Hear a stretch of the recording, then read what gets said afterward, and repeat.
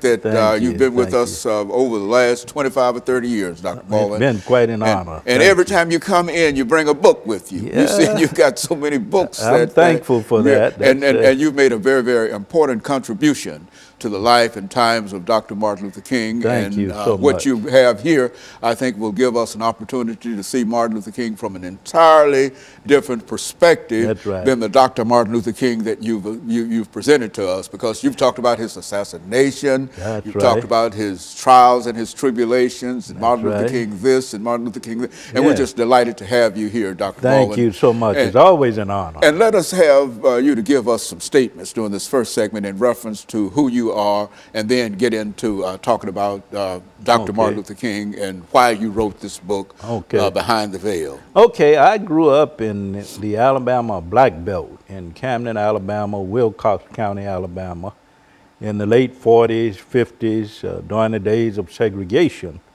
So I was exposed to segregation. I attended segregated schools, graduated from Camden Academy High School in Alabama.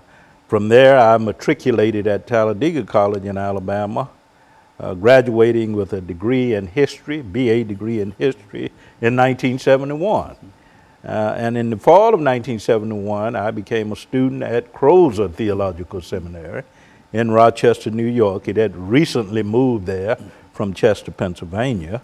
And I received the MA and the MDiv degree at Crozer Seminary, and the PhD degree from Northwestern University in Evanston, Illinois. And since that time, 1980, I received the PhD degree. I've been writing, studying, doing research on the life of Martin Luther King Jr. And up to this point, I've authored 6 books on King, edited 2, co-edited 2, and co-authored 2, for a total of 12 books. So I've devoted much of my academic life, not only to teaching, but to writing about Dr. King. Now, the book that you have now, Dr.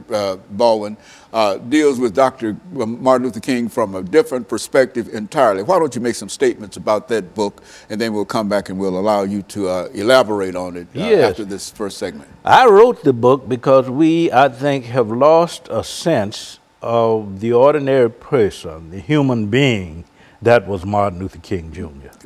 Every year, third Monday in January, we celebrate his birthday.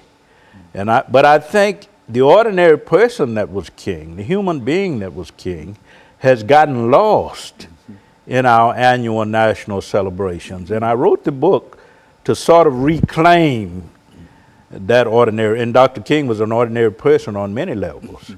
He was a human being. I understand the need to create superheroes.